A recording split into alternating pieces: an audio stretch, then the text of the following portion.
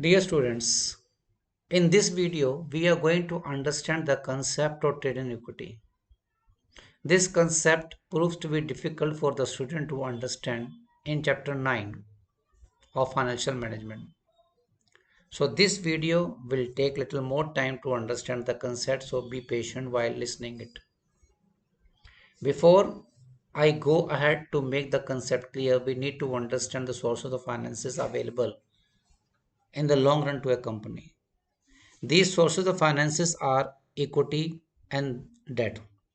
Equity consists of equity share capital, preference share capital, and the retained earning. Equity share capital is a prerequisite for the company without which a company cannot function. Preference share capital is an optional part of the authorized capital that without which a company can also remain dependent on the equity share capital only. Retained earnings, as the name itself indicates, it is the earning which has been retained in the past out of the profits available before the distribution of profit as dividend to the equity shareholders. It means whenever a company declares the dividend out of the profit available, certain part of profit is retained, and that profit is known as retained earnings. This way, equity consists of equity share capital, preference share capital, and the retained earnings. Now let's see other source of finance, that is debt. Debt normally consists of debentures and the long-term borrowings. Now let's understand further. On the equity share capital, return is paid as equity dividend or the proposed dividend, which keeps on fluctuating because it remains dependent upon the availability of profit after retaining a part of profit towards retained earning. On preference share capital, dividend always remain fixed because the preference shareholders are given fixed rate of dividend. Third, on the retained earning, nothing is paid. Now, on the other side, on the debt, a company has to pay a fixed rate of interest under all circumstances, whether profits are available or not. Next point, when a company has to raise funds, then it has two sources, that is equity and debt. When the company's financial position is weak, then the company has to remain dependent on the equity share capital only because there is no fixed commitment for the payment of dividend to the equity shareholders. As long as companies doesn't earn profit or incur the losses, the equity shareholders cannot compel the company to pay the returns. So as the company improves its financial position, instead of remaining depending on the equity share capital, the company can also raise the funds through debt components. Because as the company attains good financial position or strong financial position, it comes in a position to pay a fixed amount of interest on the debenture holders. And now next thing, as we have two sources of finances, that is equity share capital and the debentures. When we raise the funds through equity share capital, even the financial company's financial position is strong, what happens? New equity shareholders will increase. So now by raising the funds through equity share capital, then the amount of profit will be divided among all the equity shareholders. So this way, existing or equity shareholders will have no benefit because rate of dividend will remain fixed whether these are the old equity shareholders, whether these are the new equity shareholders. Now let's understand from others perspective that if further funds are raised through debt component when the financial position is quite strong, then in that case the company will have to pay a fixed rate of interest.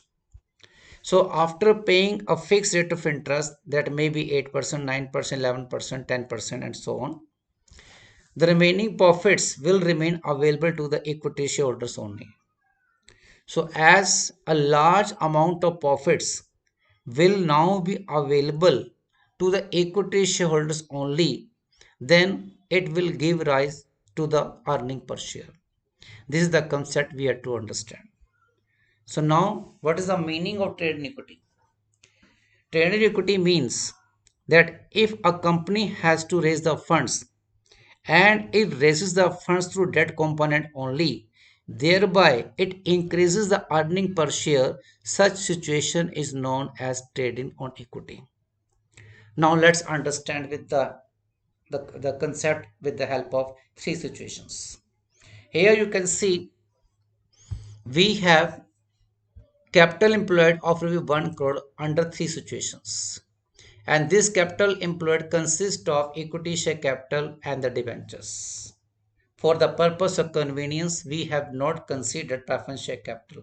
Otherwise, preference share capital could also be considered instead of debentures or in addition to debentures. So that is a total different point. So we had two sources of funds, equity share capital and the debentures. In first situation, we have rupees 1 crore entirely raised from the equity share capital and nothing from the debentures. In second situation, we have 60 lakh from the equity share capital and 40 lakh from the debentures. In third case, we have equity share capital of 40 lakh and 60 lakh from the debt component. And we have also assumed the earning before interest and tax is to be 15 lakh. So if the funds are raised through debt component by rupees 40 lakh or by rupees 60 lakh, we have to see that the how the earning available to equity shareholder will change. So now in case situation first, from the net profit before interest and tax, first we have to pay interest. After paying interest, the remaining profit is known as profit after interest, and we assume that the rate of interest is 30%. So we will pay 30% of 15 lakh, that will be 4 lakh 50,000. The remaining profit will be known as profit after interest and tax, that is rupees 10 lakh 50,000.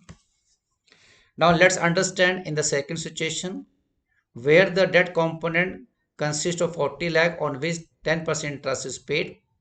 So profit before interest and tax 15 lakh, again same. Out of this we will pay interest. Interest is 10% of 40 lakh, that rupees 4 lakh. Remaining profit would be rupees 11 lakh. On this profit we will pay tax at the 3 lakh 30% at 4 rupees 3 lakh 30,000. So in second situation we have net profit after interest and tax, that rupees 7 lakh 70,000. Now let's understand under third situation. Under third situation, again profit before interest and tax has assumed to say 15 lakh rupees. Out of this amount we will pay 10% interest on 60 lakh, that is 6 lakh.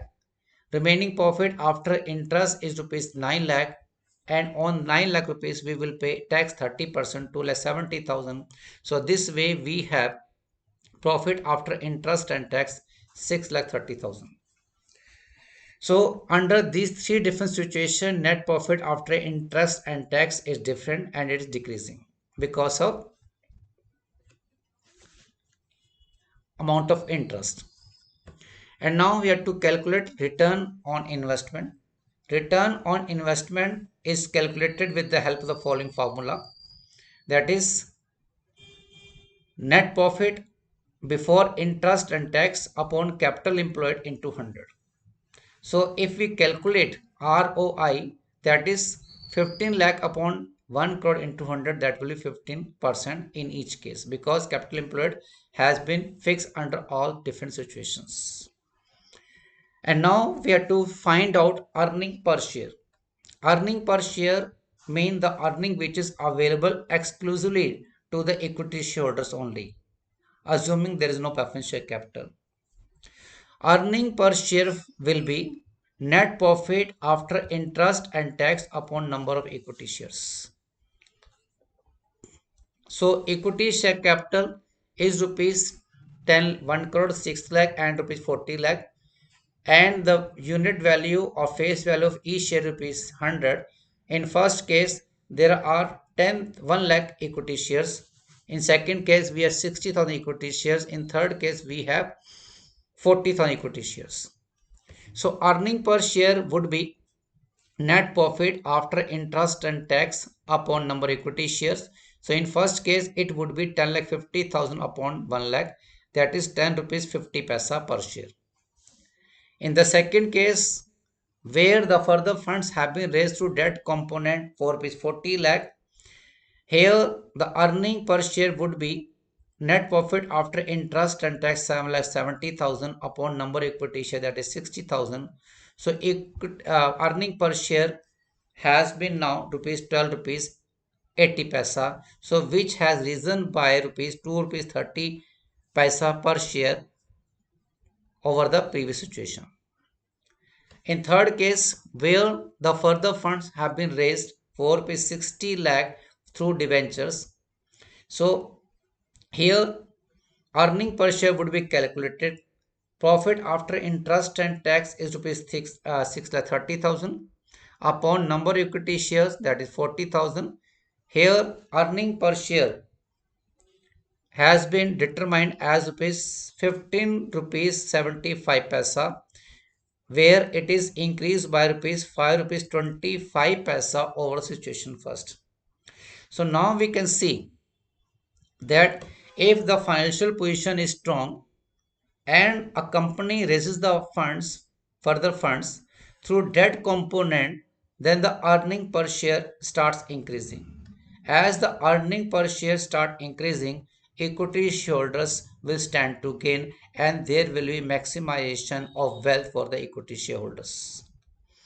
So why it is happening? It will happen only if return on investment is more than the rate of interest.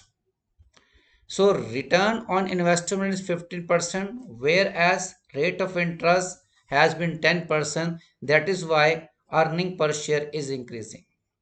But assume if the situation would have been otherwise, that the rate of interest would have been more than the return on investment, definitely there would have not been increase in the earning per share. Therefore, there would have been decrease.